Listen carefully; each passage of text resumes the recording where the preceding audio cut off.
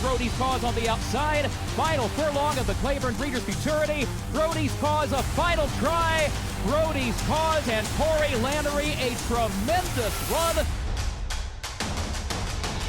Brody's Cause at the 16th pole. Brody's Cause in front. Brody's Cause for Luis Saez to win the Toyota Bluegrass.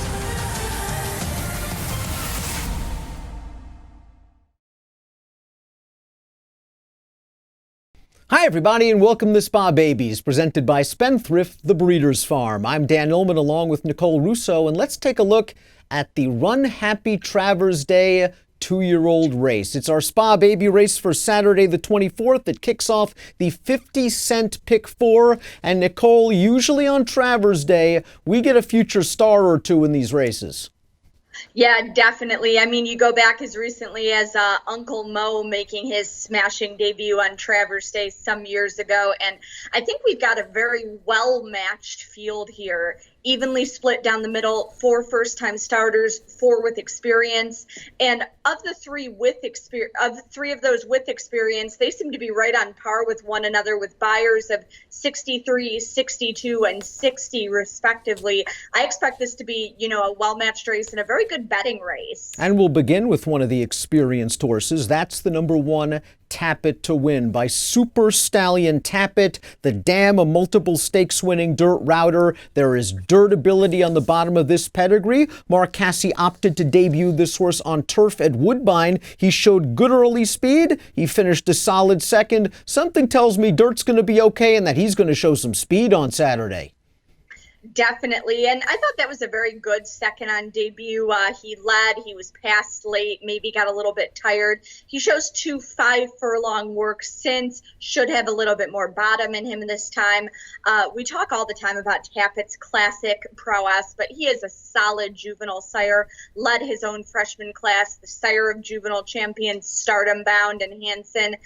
Plenty of dirt ability in that female family. This is actually the extended family of Songbird, and the dam is a Medaglia d'Oro mare, so bred on a similar pattern. The number 2 is Moonshine Now. This one by Spendthrift stallion Malibu Moon, who wins with an excellent 15% of juvenile debut runners. What a lovely, diverse pedigree. This is a full to Aristocratic, who is a stakes-winning sprinter, a half to Up the Ante, who is a stakes-winning turf router, and the dam's a half to Dominus, who is a graded winner routing on both turf and dirt. My main concern is this horse was listed as a gate scratch on August the 10th. Yeah, and sometimes that happens with young horses. Christophe Clement likes to take his time with the young horses too. That's why I'm wondering if this one is back in here for the experience. I like that Joel Rosario's taking them out, but Malibu Moon, classic sire over that female family you mentioned, makes me think this one might want more ground further down the line. The number 3 is Complexifier. This one is by Overanalyze and is a full brother to Psychoanalyze, who is a grade 3 place sprinter as a 2-year-old. There is a lot of precocity in this family. He took some money in his debut. He finished a solid 3rd ahead of next out winner Acre, and now Lasix goes on. Something tells me he's going to be ready to pop a good one second time out. I think so. A very solid 3rd behind Shoplifted from the Steve Asmussen barn and Kowalski. Both of those are well regarded. Complexifier came wide into the lane and gave a fine effort. As you mentioned, that race has already come back with a next out winner. And Sire Overanalyzed was among the leading freshman sires of his class, so there's certainly precocity there. The number 4, Atoka, was certainly tested in his career debut, going a demanding debut distance of 7 furlongs. Well, he showed big speed for the Wayne Lucas barn, opened up a big lead, and just failed to stay. Well, he's cutting back to 3/4 of a mile on Saturday, is another one getting Lasix, and is another one with a speed-oriented pedigree. Yeah, and Union Rags was he's another one who we think of, for winning the Belmont Stakes, but he was a very good 2-year-old in his own right, multiple graded winner at 2, who has sired several grade 1 winning 2-year-olds. And I'll tell you what, I have been waiting for this horse to run back. knowing that Wayne Lucas likes to run horses fit and never really expecting them to win first out, I was so impressed by how this one ran on debut, going that demanding 7 furlong distance, leading until late, just missing by a neck and a head 1/3, has come back with 2 sharp works on the tab. I like to see that from a young horse, that they kind of come out of their debut, with their eyes open and wanting more. And I've been waiting for this horse to run back. And this formulator fact for Mr. Lucas points out exactly what Nicole's been talking about. Over the past 4 years, 2-year-old second-time starters in maiden special weight dirt sprints with Lasix, we've got 22% winners and almost a $6 return on investment. We'll move to the number 5, African Heritage, who wheels back in a week after finishing last in a similar maiden race on August the 17th. This one was a $95,000 March buyback. As you see, this horse has some big names in the pedigree. The Dam, a half to Harlan's Holiday. I think this horse is just going to improve with a little more distance and perhaps a few more outings. I think so as well. Cairo Prince doesn't have a high percentage with some of his early runners, but he came on last year to be among the year's leading freshman sires. Those kind of 2 opposing statistics indicate that his horses need a little bit of time. They certainly got better when they got a bit more distance. African Heritage coming back pretty quick from that effort when he got a 45 buyer. So, below par for the other experienced horses in the race. I think he might just be in a little bit over his head here. Let's talk a little bit about the number 6, Oh Trouble. This is the first starter by In Trouble, who I believe was trained by Oh Trouble's trainer, Anthony Dutrow. And from what I remember from In Trouble, and I'm getting old, my memory's fading, he was a big, imposing 2-year-old that also had precocity. Unfortunately, he was injury prone.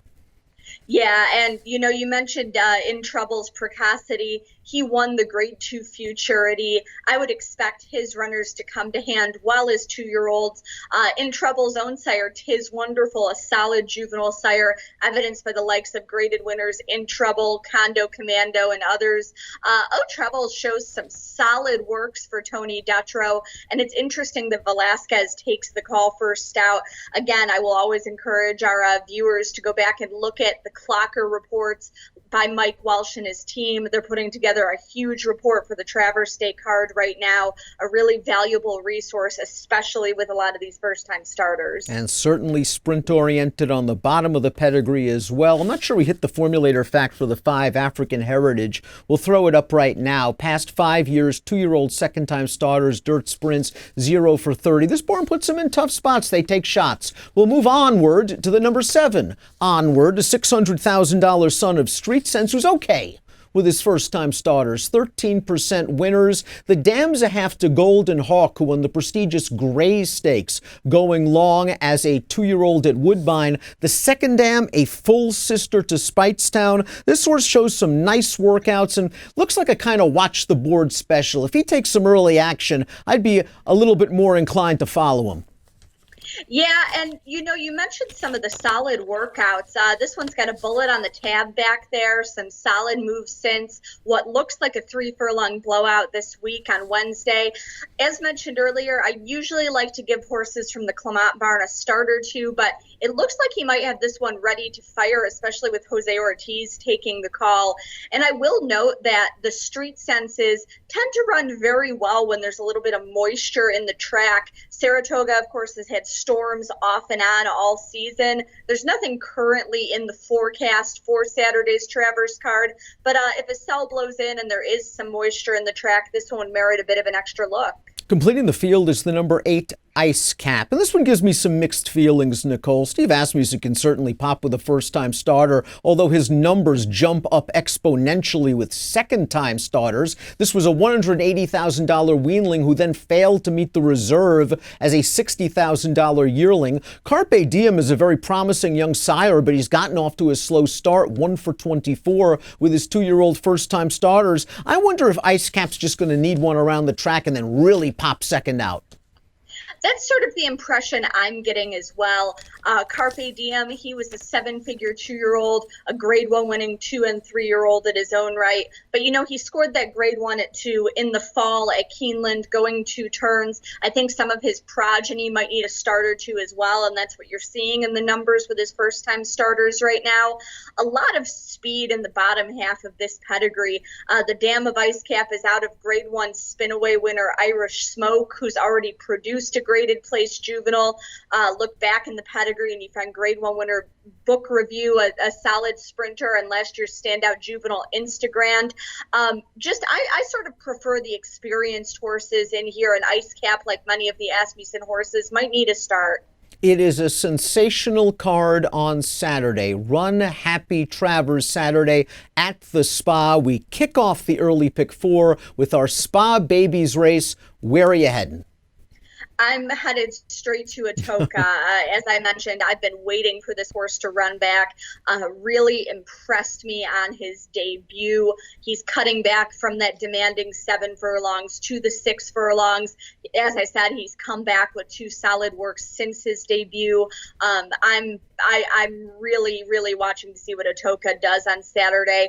Behind him, I do prefer the other experienced horses in here, Tap It to Win and Complexifier. I'd advise watching the board a little bit on those two and kind of seeing where the money is going. Nicole's all in on the 4 Atoka, who ran so well in his career debut. I usually go with the experienced horses. I'm curious to see what we get from this $600,000 baby onward. I'll make him my tepid top selection and use Atoka and Complexifier in my early pick 4. 7-4-3 for me. Race number 2, it's Run Happy Travers Saturday, and our Saturday Spa Babies is presented by Spendthrift, the Breeders' Farm.